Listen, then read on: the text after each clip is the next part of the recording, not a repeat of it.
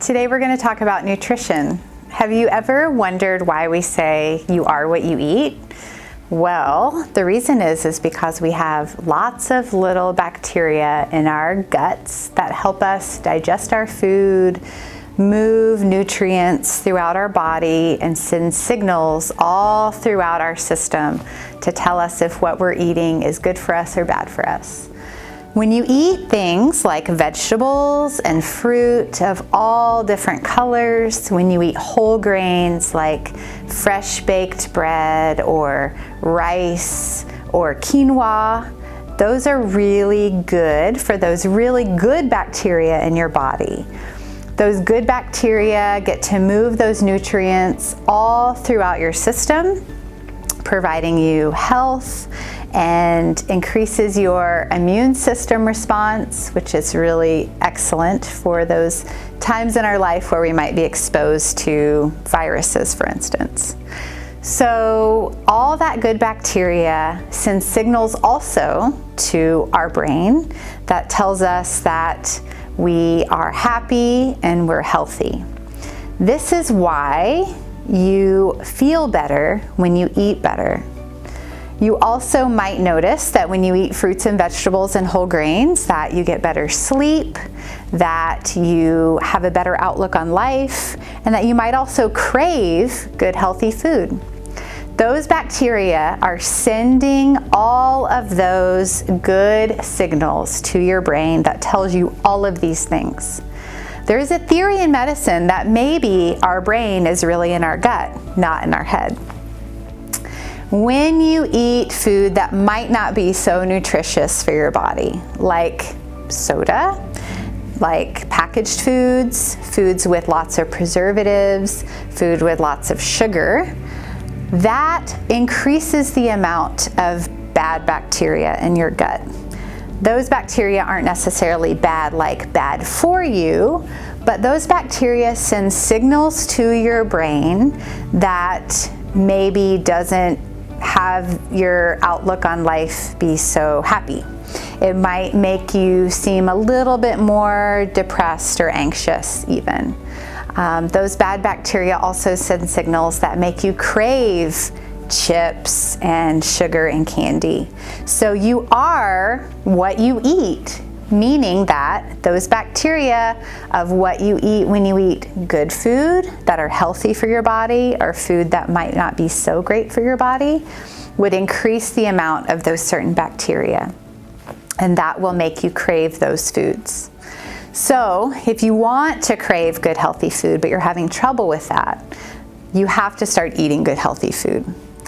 The recommendation for all of Americans is to eat 5 to 7 fresh fruits and or vegetables a day. So that might look like having banana with your breakfast or blueberries. It might mean that for snacks you have carrot sticks or apple slices with peanut butter. It might mean that you have a salad with your lunch every day, or you have lettuce and tomato on a sandwich. It might mean that for dinner you have potatoes and whatever other favorite vegetables that you eat.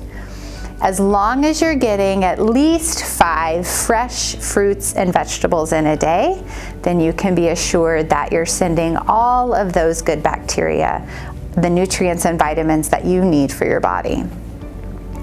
If you aren't getting in 5 fruits and vegetables a day, see if you can increase that, especially in the winter, so that it can support your immune system to fight off any bacteria or virus you might come in contact with. If you're having trouble getting fresh things in the winter, like most of us do, then you can eat frozen. Frozen's way better than canned. They maintain more of the nutrients and vitamins when they freeze rather than when they can things. You can also try eating things like dried beans. Those are really good cooked in an Instapot or a crock pot or a pressure cooker. And beans can be really good with any meal. You can have Taco Tuesdays. Along with eating fruits and vegetables, it is really important to decrease the amount of sugar that you take into your body It's also very important that you decrease the amount of foods that come from a packaged source. So read labels. If you read the ingredient list and sugar is in the first 3 ingredients, put it back on the shelf. It's not the best thing for your body.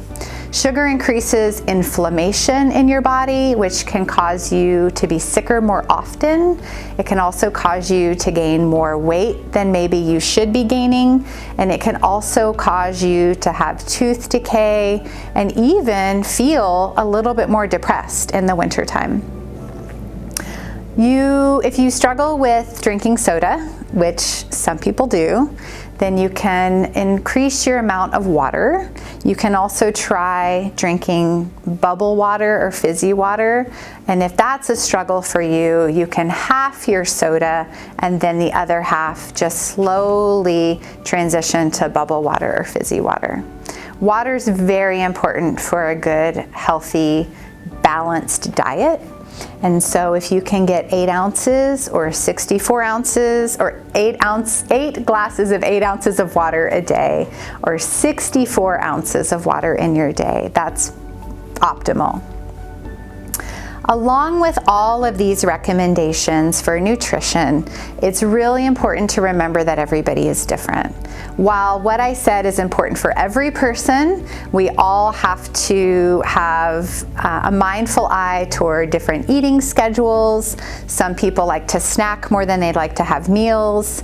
The most important thing to remember is that just fitting in all those fresh fruits and vegetables in a day are very important.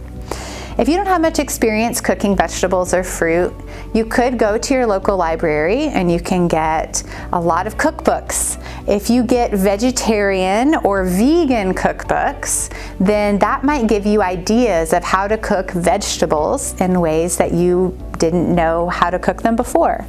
You can, if you're a meat eater, you can add in then the meat, chicken, other sources of protein to go with those vegetables that you're learning how to cook.